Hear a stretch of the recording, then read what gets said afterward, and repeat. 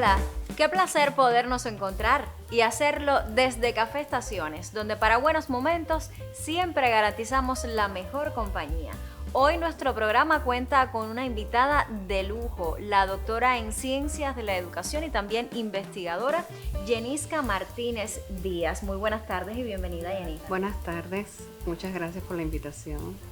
Recuerda que si prefieres degustar el aroma de la buena literatura, todos los caminos conducen a Café Estaciones. Quédate junto a nosotros porque la vida es aquello que comienza después de un café.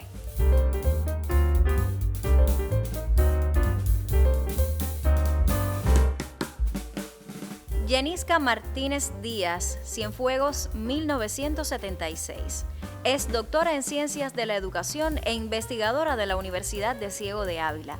Fue designada como investigadora principal para realizar los estudios sobre la masacre de Casinga, labor asesorada por el Departamento de Relaciones Internacionales del Comité Central del Partido Comunista de Cuba. Ha publicado en sitios web como Verde Olivo y Cuba Debate, así como en medios de prensa y otras editoriales cubanas. Es miembro de la Asociación de Pedagogos y de la Unión de Historiadores de Cuba.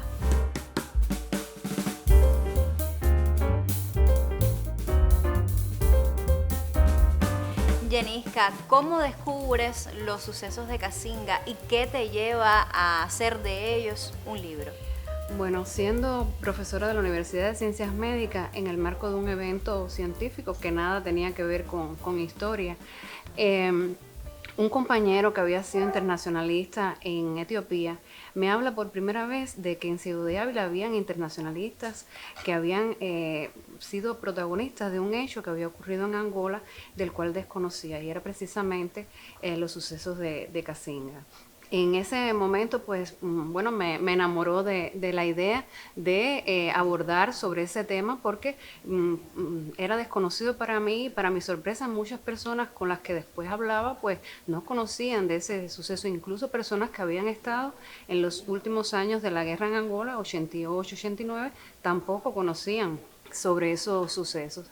Entonces, a partir de ese momento, pues empezamos a trabajar juntos. Ya él tenía algunos testimonios de algunos combatientes y para nuestra sorpresa, cuando fuimos incluso a la Asociación de Combatientes a preguntar por estos internacionalistas, no sabían en realidad cuántos avileños habían estado allí. Y entonces esa fue la principal motivación, porque era una historia muy heroica y sin embargo desconocida, y era parte de nuestra historia local, de la historia local más reciente y por supuesto menos conocida. A partir de ese momento pues empezamos a trabajar visitando a los internacionalistas, muchas veces a sus casas, a sus centros de trabajo. Unos nos enlazaban con otros por teléfono, llamábamos, no siempre estaban dispuestos a colaborar. Y entonces, bueno, pues así fuimos conformando la historia a partir de los propios testimonios de los participantes. Desde La Habana, Pinar del Río, Santiago de Cuba, Ciego de Ávila, Holguín, Las Tunas, hay testimoniantes. O sea, ese libro está conformado con más de 400 testimonios de cubanos de toda la isla.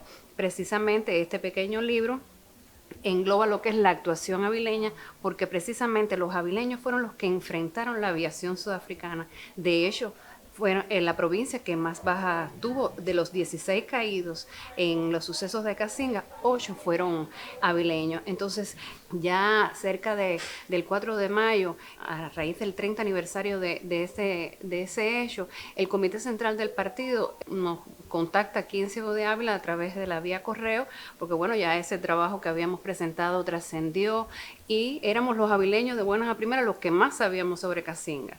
Entonces, bueno, del Departamento de Relaciones Internacionales del Comité Central del Partido, en la figura del doctor Rodolfo Puenteferro, que se convirtió en asesor fundamental junto con Jorge Risquet Valdés, nos dieron la tarea de continuar la investigación, primeramente que aportáramos los datos que teníamos para hacer un acto por el 30 aniversario. Allí participó la embajadora en esos momentos de Namibia en Cuba, que era sobreviviente de la masacre de Casinga, los principales generales que habían estado por la parte cubana, parte del cuerpo diplomático de Cuba en África también. Se hizo un acto muy bonito y ellos gentilmente nos enviaron todo lo que había acontecido allí, y dentro de los principales acuerdos que se tomaron allí fue que precisamente fueran los avileños quienes conformaran un libro namibio-cubano sobre la masacre de Casinga. Y eso, bueno, fueron las bases de cómo se llegó a conformar un volumen a partir de esa historia.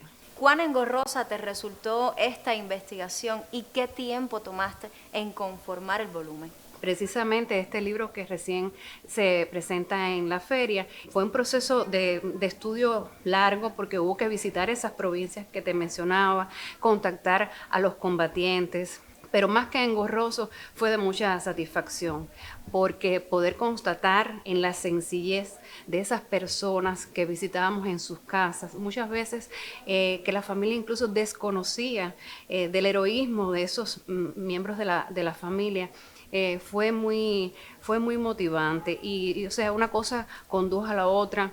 Y no fue para nada un esfuerzo grande, sino todo el tiempo fue de regocijo y de admiración por los internacionalistas cubanos, dada la calidad humana, la solidaridad que es propia del cubano. Constatar eso en cada visita, en cada testimoniante, pues fue muy reconfortante, la verdad.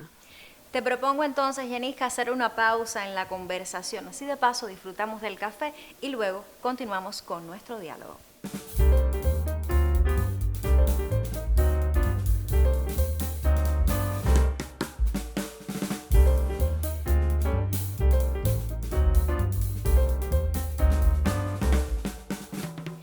De vuelta en la conversación con nuestra invitada de hoy, Yanisca Martínez Díaz, doctora en Ciencias de la Educación y también investigadora.